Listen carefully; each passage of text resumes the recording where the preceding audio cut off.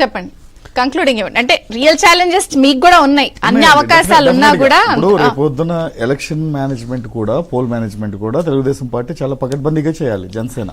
ఎందుకంటే అస్త్రశస్త్రాలన్నీ వాడతాడు. ఎందుకంటే పోలీస్ వ్యవస్థ ఉంది. పోలీస్ వ్యవస్థని మొదటి నుండి 2019 నుండి తన ఆధీనంలో పెట్టుకుని తెలుగుదేశం పార్టీని ఏ విధంగా నాయకుల్ని మీద కేసులు పెట్టాడో అందరూ చూశారు. ఇప్పుడు కూడా ఎలక్షన్ రేపు నోటిఫికేషన్ రౌడీ షీట్లు వస్తాయి. ఇప్పుడు ఇంకో 2 నెలల్లో బోల్డ్ అంది మీకు పనిచేసే వాళ్ళు, యాక్టివ్ వాళ్ళు అందరూ అవుతారు. ఏది చేయాలో అది చేస్తాడు. మనం జగన్మోహన్ రెడ్డిని అంత తక్కువగా అంచనా వేయడానికి లేదు. అయినా సరే తెలుగుదేశం పార్టీ కానీ జనసేన పార్టీ కానీ దాన్ని ధీటుగా ఎదుర్కోవడానికి మేము ప్రణాళికలు సిద్ధం చేశాం. ఎందుకంటే తెలుగుదేశం పార్టీ కరడు కట్టిన కార్యకర్త, జన సైనికుడు ఎలా ఉండాలో రేపు ఎలక్షన్లకి జగన్మోహన్ రెడ్డికి వాళ్ళ వ్యవస్థల్ని ఎలా నిర్వీర్యం చేయాలో కూడా మా దగ్గర కొన్ని ఆయుధాలు ఉన్నాయండి. ఎందుకంటే